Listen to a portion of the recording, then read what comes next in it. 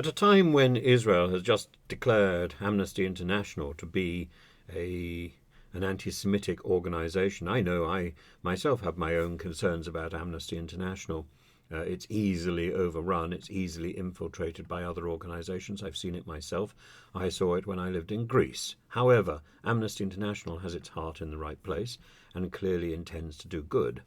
I don't think we can necessarily say the same about terrorist organisations. And at the time when Israel is condemning Amnesty International and the UN, Mr. Sunak is saying there's 200 British nationals trapped in Gaza. He said this right at the beginning. And he said, go down to the Rafah crossing. As soon as the Rafah crossing opens and aid comes in, you can go out. But that's not happened.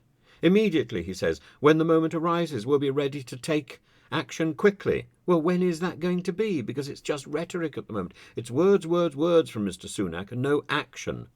It's all mouth and no trousers.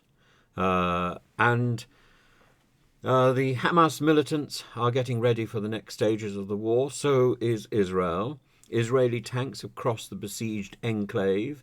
The Israeli Prime Minister has vowed a full-scale ground offensive will go ahead very shortly. The United Nations has said that it wants to ensure that there is aid going in. The UNRWA, the United Nations Agency for Palestinian Refugees, said it wants fuel. And so all these various things are happening. The London mayor is trying to persuade the leader of the opposition to call for a pause in the fighting. Surely we're all calling for a pause in the fighting. Surely we're all calling for a ceasefire. Surely we're all calling for a route for refugees to get out of Gaza. Surely Israel, like any other state, should be opening borders so refugees can get out, if necessary, into Israel itself. Isn't that the thing that a concerned state would do in its statesmanship? Rishi Sunak says that he wants to create a safer environment, that UK citizens and potentially hostages held by Hamas can stay in the 25-mile strip. I think that's just words again, isn't it? Where would that be? Where would the safe environment in the 25-mile strip be that Israel would conclude has not also got terrorists in it? If we take the Israeli position clearly, Israel is going to hunt down terrorists wherever they are in that 25-mile strip. There is no safe area.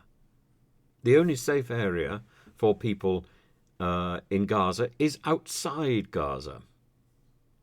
And I would have thought that Israel would welcome the opportunity to take refugees into Israel itself, check them thoroughly, make sure they're not Hamas terrorists, and set them up in a safe place while they get on with their, quote, ground offensive and root out the tunnels. This seems a very cockeyed plan of Mr. Sunak. It's just words. There isn't any substance in it.